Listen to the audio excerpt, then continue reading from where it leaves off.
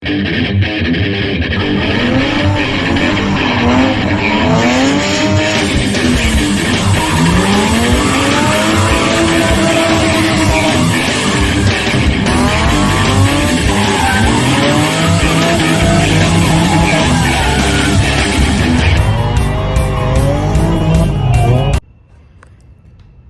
so I'm back working on some 2JZ stuff, and I just finished.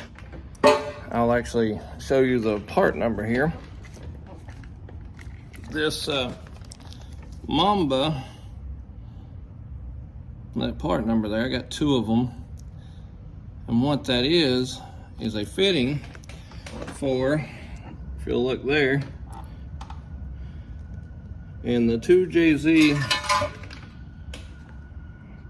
oil pan. So that gives you your turbo drain line. So you can see that dude on the outside and the inside. That kind of, I don't know if you can see it, but you can see right there.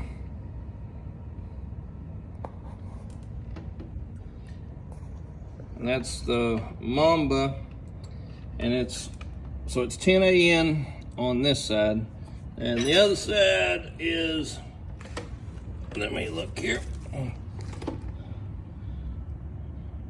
10 AN to M18 by 1.5. That's what you got.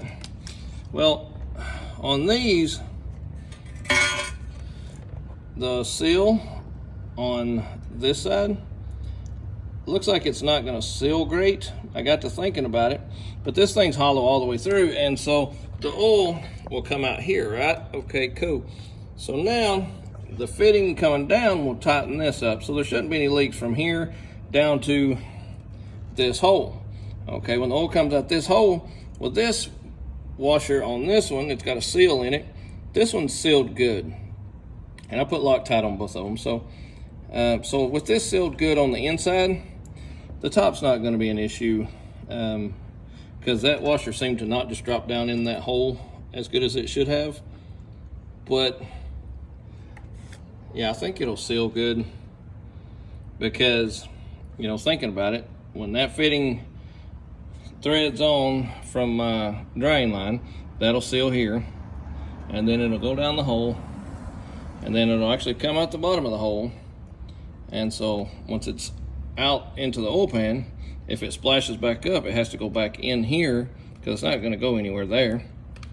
So sealing it on the inside, I think they should be good. So that gives me my 2 oil pan with the return fittings. All I did, drill a hole. I used a drill and that deal, I forget the size, maybe it's 5/8, but all it did is sew a step bit or whatever, I think is what they call it. So as it drills, it steps in each time, and it's aluminum, so if you'll start a pilot hole, this thing, as it just, and it's, you don't have to push hard, and it just chews the aluminum. So if you get a different size fitting than what I did, you don't want to go past down in here somewhere, because you may have to tap it and thread it if you get a different fitting. So don't just run this all the way in until you can tell that that's what you need, or if you don't, because this thing will dig and just drill that hole out in seconds. But yeah, that's, both of the upper oil pan sections are done.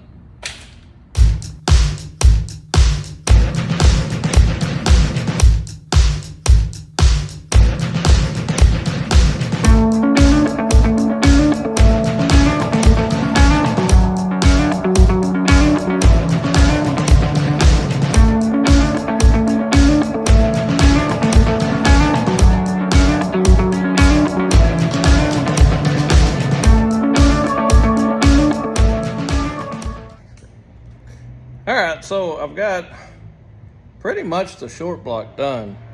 I do have to do like the thermostat and all the stuff on the timing belt side of it, you know, the fans and pulleys and the crank pulley and the crank sensor and all that, get all the timing belt and stuff ready. But as far as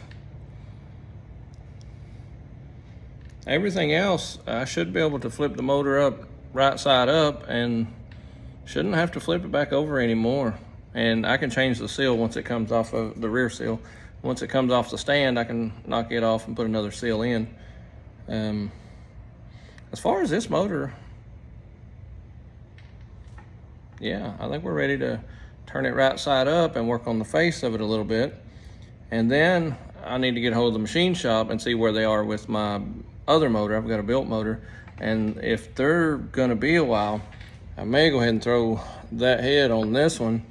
If not, if they're pretty close, I'm just gonna wait and get that one and put this good head on the built motor and get it in the my IS300, so that way we can get that deal done, and one less thing we gotta work on. So this one here is possibly gonna go on my son's IS300, but he's looking at a truck right now, so I don't know where he's gonna, you know, try to buy some more stuff, parts, whatever, and we got to come up with another head. I don't 100% know about which head is where. I've got to figure out.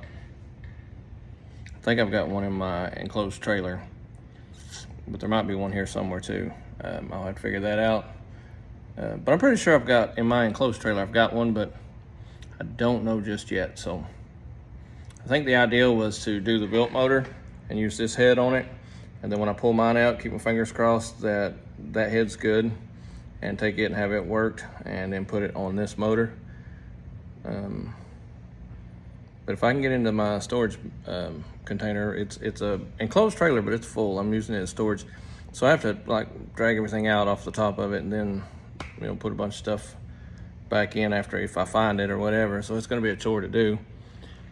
But I think overall, this one here is pretty close to a stopping point. And I'm still debating on the cheap gear. I did buy a crank gear. I bought a cheap one off of eBay, and I don't know if I want to run that or if I want to get a Powerhouse Racing, because if this thing receives high horsepower, and it being the VVTi, non-VVTi bottom end, you know, this thing's rated for 600 horse. So if we ever put 600 horse on this thing, you know, then this crank gear might be a problem. It might try to break. It being I guess just a cast aluminum. It's not a billet one or anything, and a billet one's $130 or so. So it's not ridiculous, but at this point, do I go ahead and put it on, and that way it's there? You know, but if this motor don't ever get put in before I get the shop closed, it'll stay just like it is and get carried to the storage building and go be stored for a while until we get in a position to put it in that car. So that's where we're at with it. I might tinker a little bit with it, but I don't know that I'm going to do any more to it today. I'm going to roll it over and take a look at it, but I think I'm maybe done with this one for today. So let's roll it over and take a look and see what we got. All right, here we go. All right, so we've been at the shop moving stuff all day. I've been kind of tinkering with the 1JZ. I pulled the old plug out, put the new one in. Let me show you.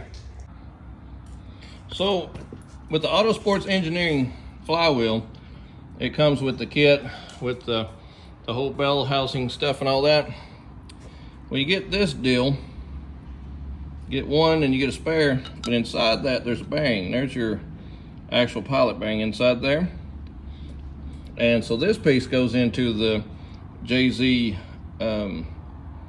crank, just like your pilot bearing would, but this actually fits right inside the center of that. So when you put your flywheel on, that centers inside there. So that's part of the adapting process that this thing does. So you'll have two of these that come with it. You'll have to put that in the JZ.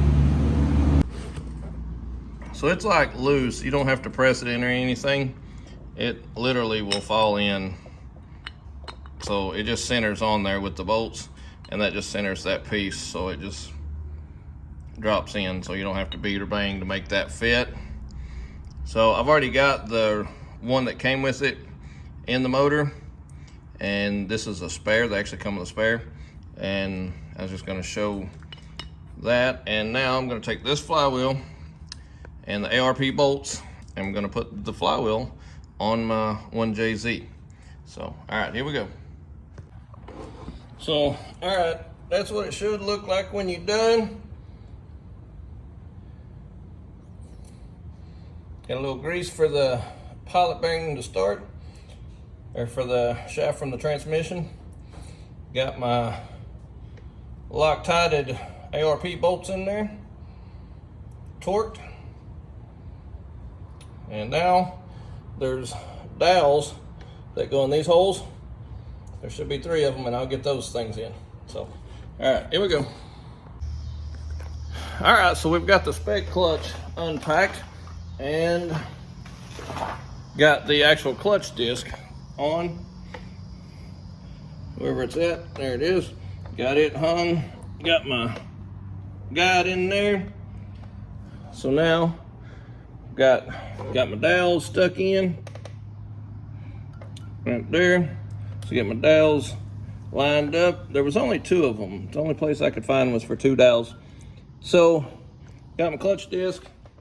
All right, let's slide this pressure plate on, see if we can't find where it belongs, and bolt it up. So, all right, here we go.